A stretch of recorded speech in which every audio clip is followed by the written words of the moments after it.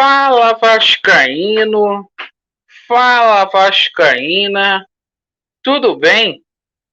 Um bom dia, um bom começo de tarde, um casaca no seu coração e que Deus possa abençoar as nossas vidas. Meus amigos, hoje é dia de jogão do Vasco da Gama, jogo difícil, complicado. Os jogos de ontem não foram bons para o Vasco da Gama e a obrigação hoje é vencer. Vamos falar muito sobre essa partida entre Vasco da Gama e Coritiba, que acontecerá às 16h30 no estádio de São Januário. E essa situação, hein, galera?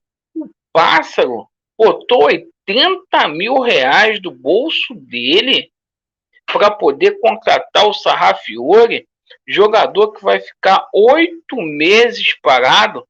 A gente vai falar muito sobre isso. E o craque Neto, hein? Ontem o craque Neto engrandeceu a torcida do Vasco da Gama, fez questão de enaltecer e tirou uma onda aí, humilhou o Mulambo da Gávea. Bom, é o seguinte, vamos começar aqui, meus amigos, com a situação do Campeonato Brasileiro da Série B. Antes eu peço para você que não é inscrito aqui no nosso canal, para se inscrever, deixe o seu joinha e ativem o sininho. Bom, vamos começar falando da rodada de ontem. Vou colocar a tabela aqui na tela para a gente poder conversar bastante. Amigos, os resultados não foram bons ontem para o Vasco da Gama.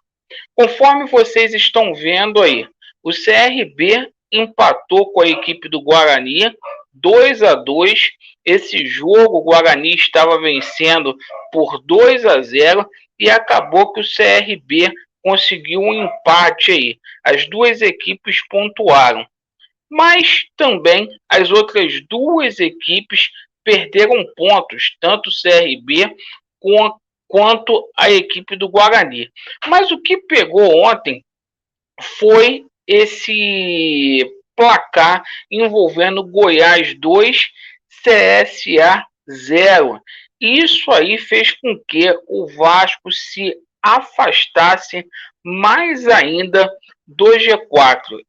Esse placar não foi bom para o Vascaíno. Então vamos colocar aqui, ó, o Vasco está na 8ª colocação com 43 pontos. Perfeito, meus amigos? A primeira equipe ali a abrir o G4 é a equipe do Goiás, que tem 50 pontos. Então a diferença do Vasco hoje, a primeira equipe é o Avaí. O Goiás venceu ontem. A diferença, então, foi para 7 pontos. Então, o Vasco da Gama precisa vencer hoje de qualquer forma. E não há margem mais para erros. Ou o Vasco da Gama vence hoje, ou vai ficar mais distante esse acesso aí para a Série A.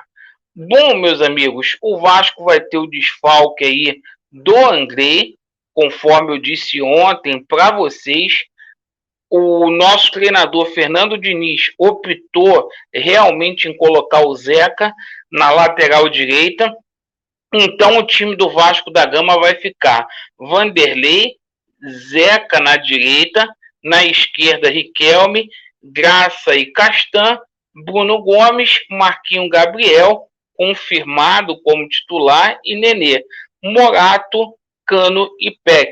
Essa é a equipe do Vasco da Gama. Meu placar para o jogo vai ser 2-1 Vasco da Gama. Inclusive estaremos diretamente lá de São Januário para fazer esta cobertura.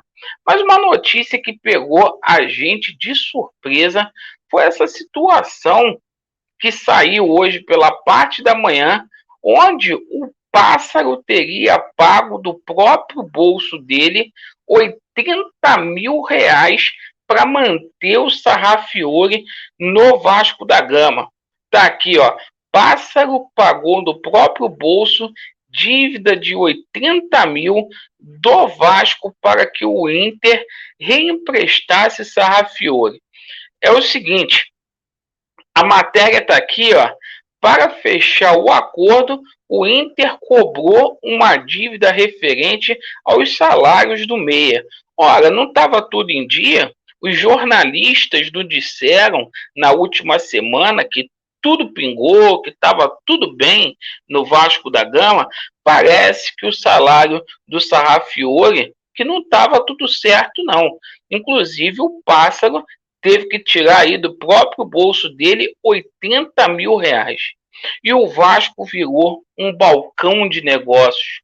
O Vasco faz aí um contrato com o Sarrafiore até o final de 2022 e o Sarrafiore vai ficar 8 meses sem praticar futebol.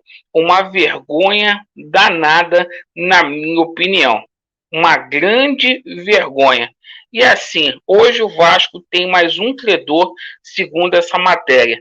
O credor se chama Alexandre Pássaro, que emprestou 80 mil reais para o Vasco. E é o seguinte, hoje o presidente do clube, o Jorge Salgado, é credor, o presidente do Conselho de Beneméritos é credor e também agora o gerente de futebol. Aonde a gente vai parar? Há muito conflito de interesse nessa situação, infelizmente.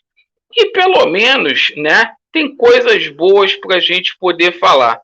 Ontem o craque Neto soltou o verbo, enalteceu a torcida do Vasco aí e deu uma esculachada básica aí nos mulambos da Gávea.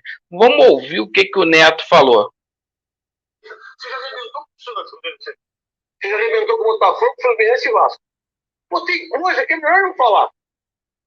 Não sei se vocês perceberam que ele deixa brecha. Não precisa deixar brecha. O Flamengo é grande, mas eu tô no São Paulo. Se é que o time independente ficou bravo, me desculpa. Vamos pensar no São Paulo. E acabou o Flamengo, acabou... Não, aí você quer dar uma de coach.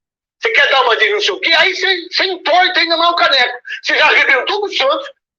Você já arrebentou com o Botafogo, com o Fluminense. Quem falou que o Flamengo é maior que todo mundo? Quem falou que é de você? Vocês viram o Vasco no Maranhão?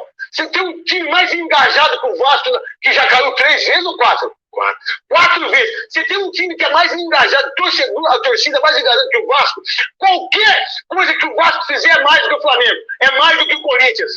Em termos de engajamento, de ficar sócio, de fazer... Olha o que o Vasco fez. O Vasco é muito grande, Rogério. Aí você quer dar uma de coach, essas coisas que para mim não servem absolutamente nada, com todo respeito aos coaches. Aí o Neto deu uma resposta, né, pro Rogério Ceni, que falou besteira lá em São Paulo, acabou de fechar com o tricolor paulista, e de quebra o Neto ainda disse aí que a torcida do Flamengo e do Corinthians não chegam perto da grandeza da torcida do Vasco da Gama, que a torcida do Vasco é a mais enganjada, e olha que o Neto faz parte da imprensa paulista.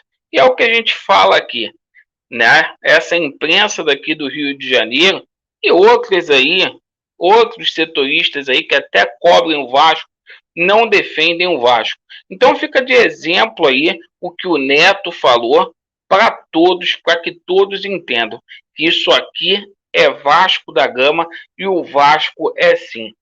Tem a torcida mais apaixonada do Brasil, se não do mundo aí, e com certeza a maior torcida do Brasil. Vasco neles, a verdade prevalecerá, vai dar Vasco, e muito obrigado por você assistir o nosso vídeo. Valeu!